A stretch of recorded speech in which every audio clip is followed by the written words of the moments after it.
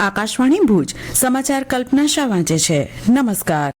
કેન્દ્રીય મંત્રીમંડળે અટલ પેન્શન યોજનાને વર્ષ 2030-31 સુધી લંબાવી દીધી છે. તેમજ પ્રચાર અને વિકાસલક્ષી કાર્યો માટે નાણાકીય સહાયમાં પણ વધારાને મંજૂરી આપી છે. આ યોજના મે 2015માં અસંગઠિત ક્ષેત્રના શ્રમિકોને વૃદ્ધાવસ્થામાં આવક સુરક્ષા પૂરી પાડવાના ઉદ્દેશથી શરૂ કરવામાં આવી હતી. કેન્દ્રીય મંત્રીમંડળે ભારતીય લઘુ ઉદ્યોગ વિકાસ બેંક સીડબીને 5,000 કરોડ રૂપિયાની ઇક્વિટી સહાયને મંજૂરી આપી છે. પ્રધાનમંત્રી નરેન્દ્ર મોદીની અધ્યક્ષતામાં યોજાયેલી મંત્રીમંડળની બેઠકમાં આ નિર્ણય લેવાતા અંદાજે 25 લાખથી વધુ નવા સૂક્ષ્મ, લઘુ અને મધ્યમ ઉદ્યોગ એમએસએમઈ લાભાર્થીને લાભ થઈ શકે છે.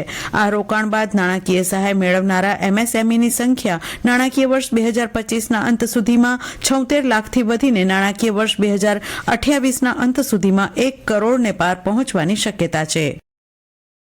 રાજ્યમાં વિકાસ કામોની ગુણવત્તા અંગે કોઈપણ પ્રકારની બાંધછોડ ન કરવા મુખ્યમંત્રી ભૂપેન્દ્ર પટેલે સંબંધિત વિભાગોને તાકીદ કરી છે. ગાંધીનગર ખાતે રાજ્ય મંત્રીમંડળની બેઠકમાં અનુદાનના અભાવે કોઈ કામ અટકવું ન જોઈએ તેવી કડક સૂચનાઓ પણ મુખ્યમંત્રીએ આપી હતી. વધુ માહિતી પ્રવક્તા મંત્રી જીતુ વાઘાણીએ જણાવ્યું કે તમામ વિભાગોએ પોતાને ફાળવેલા બજેટ માર્ચ મહિનાના અંત સુધીમાં યોગ્ય રીતે વાપરવા પણ મુખ્યમંત્રીએ સૂચના આપી છે. રાજ્ય સરકારે 12,000 કરોડ કરતાં વધુના ખરીફ પાકોની ટેકાના ભાવે ખરીદી કરી છે. રાજ્ય મંત્રીમંડળની બેઠકમાં ચર્ચાયેલા વિષયો અંગે માહિતી આપતા પ્રવક્તા મંત્રી જીતુ વાઘાણીએ કહ્યું, ટેકાના ભાવે ખરીદી માટે 10,11,000થી વધુ ખેડૂતોએ નોંધણી કરાવી છે. રાજ્યમાં ટેકાના ભાવે ખરીદી 6 ફેબ્રુઆરી સુધી ચાલશે. કચ્છ જિલ્લામાં 2 મહત્વપૂર્ણ રેલવે લાઇન દેસલપર હાજીપીર લુણા અને વાયોર લખપત નવી બ્રોડગેજ લાઇનને મંજૂરી આપવામાં આવી છે. તેમજ ભુજ નલિયા રેલવે લાઇનને વાયોર સુધી વિસ્તારિત અને નલિયા જખૌ પોર્ટ સુધી નવી રેલવે લાઇન પાથરવામાં આવશે, જેનો ખર્ચ 3,375 કરોડ રૂપિયાનો કરાશે. આ પ્રકલ્પથી સરહદી અને તટીય વિસ્તાર રેલવે જોડાણ મજબૂત બનશે તેમજ ઔદ્યોગિક વિકાસને પ્રોત્સાહન મળશે તેવું ડિવિઝનલ રેલવે મેનેજર વેદ પ્રકાશે રેલવેના કામો અંગે વિગત આપતા જણાવ્યું હતું. અજરકપુર નજીક આવેલ Srujan living and learning design craft museum ખાતે વિન્ટર ફેસ્ટિવલ 2026નો પ્રારંભ થયો છે. કચ્છની આગવી સંસ્કૃતિ અને હસ્તકલાઓ સાથે દેશના ઉત્તર પૂર્વીય રાજ્યોની સંસ્કૃતિ, હસ્તકલા, લોકસંગીત અને લોકનૃત્યના આદાન પ્રદાન સાથે વિવિધતામાં એકતાની અભિવ્યક્તિ કરવાનો આ એક અવસર બની રહેશે.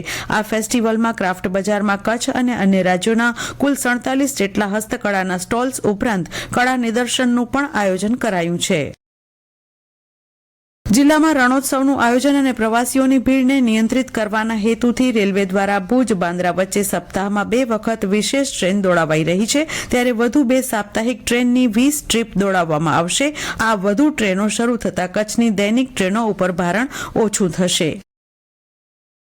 શેરી ફેરિયાઓ પોતાનો વ્યવસાય વિસ્તારી શકે તે હેતુસર કેન્દ્ર સરકાર દ્વારા પ્રધાનમંત્રી સ્વનિધિ યોજના અમલમાં મૂકવામાં આવી છે. યોજનાનો લાભ વધુમાં વધુ ફેરિયાઓ સુધી પહોંચે તે માટે માંડવી નગરપાલિકાના રાષ્ટ્રીય શહેરી આજીવિકા મિશન વિભાગ દ્વારા માર્ગદર્શન કેમ્પનું આયોજન કરવામાં આવ્યું છે. કેમ્પ આવતીકાલે સવારે નગરપાલિકા કચેરી ખાતે યોજાશે.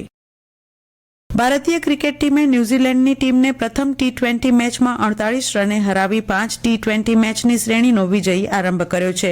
નાગપુરના વિદર્ભ ક્રિકેટ એસોસિએશન ગ્રાઉન્ડ પરની મેચમાં ભારતે 7 વિકેટ ગુમાવી 238 રન કર્યા હતા. અભિષેક શર્માએ સૌથી વધુ 84 રન કર્યા હતા. રિંકુ સિંહ 44 રને નોટ આઉટ રહ્યા હતા. જવાબમાં ન્યૂઝીલેન્ડની ટીમ 7 વિકેટના ભોગે 190 રન કરી શકી હતી. જિલ્લામાં છેલ્લા કેટલાક દિવસોથી ઠંડીમાં થોડી રાહત જોવા મળી રહી છે. ત્યારે આગામી દિવસોમાં લઘુત્તમ ઉષ્ણતામાનમાં ઉતાર ચઢાવ વચ્ચે ઠંડીમાં વધઘટ જોવા મળી શકે છે. નલિયામાં 10.4 ડિગ્રી લઘુત્તમ ઉષ્ણતામાન સાથે ઠંડી અનુભવાઈ હતી, જ્યારે અન્ય મથકોમાં 13 થી 15 ડિગ્રી લઘુત્તમ ઉષ્ણતામાન નોંધાતા ઠંડીમાં રાહત અનુભવાઈ હતી. રાજ્યમાં કમોસમી વરસાદથી અસરગ્રસ્ત જિલ્લાઓના કુલ 32 લાખથી વધુ ખેડૂતોને અત્યાર સુધીમાં 9,466 કરોડ રૂપિયાથી વધુની સહાય ચૂકવાઈ છે. રાજ્ય મંત્રીમંડળની બેઠક બાદ માહિતી આપતા પ્રવક્તા મંત્રી જીતુ વાઘાણીએ જણાવ્યું, જમીન સુધારણા અંગે 31,000થી વધુ ખેડૂતોને કુલ 104 કરોડથી વધુની સહાય ચૂકવાઈ છે. અને આ સાથે આ સમાચાર બુલેટિન પૂરું થયું. નમસ્કાર.